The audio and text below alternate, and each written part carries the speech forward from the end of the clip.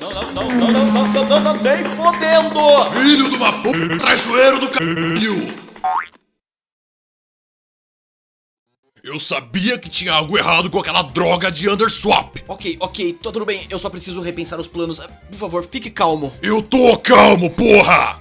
Mas que tipos de conexões do inferno são essas que aquele nanico esquisito do Blue tem? Bem, aparentemente conexões boas o bastante para conhecer um destruidor de mundos e um pesadelo ambulante dos anos 90.